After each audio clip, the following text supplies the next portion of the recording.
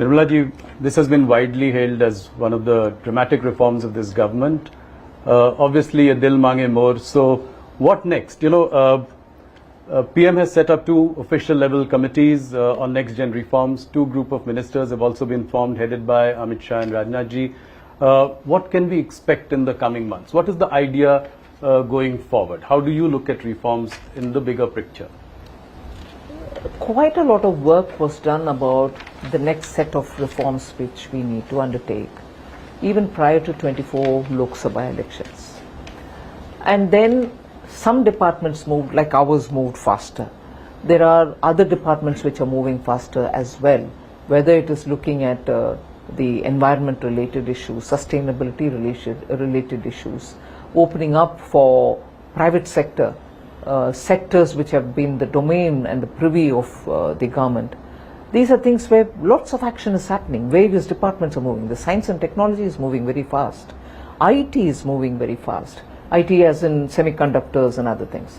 So that big area of reform, if you ask me, in which these 2 committees will look at, and also the committee which is headed by former Cabinet Secretary Rajiv Gauba. Right. I expect reforms which will have to now trickle down rather than remaining as a domain of only the union government. The state governments are somewhat also moving towards reforming on very many scales. But the third layer of India's democracy, the urban local bodies and the Panchayats, is where the next forceful action has to move.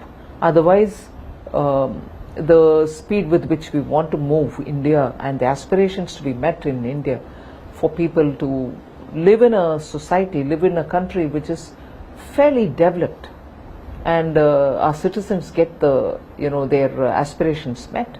I think we have to take the reform agenda just not to the states but also to the third layer.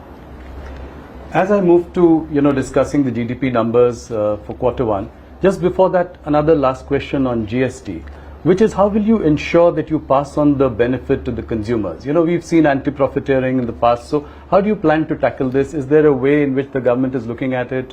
How do you ensure? At the moment, there isn't any particular mechanism that I can say I have, but I certainly am seized of the question.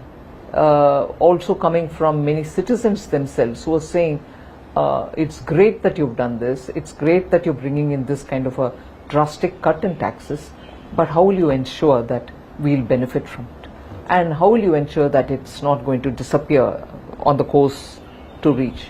We'll have to keep talking with industry, we'll have to nudge them, we'll have to, I'm glad in the case of the insurance sector, the public sector insurance companies have come forward to openly say that they will indeed pass the rate cuts to the citizens, those who are taking the insurance for themselves.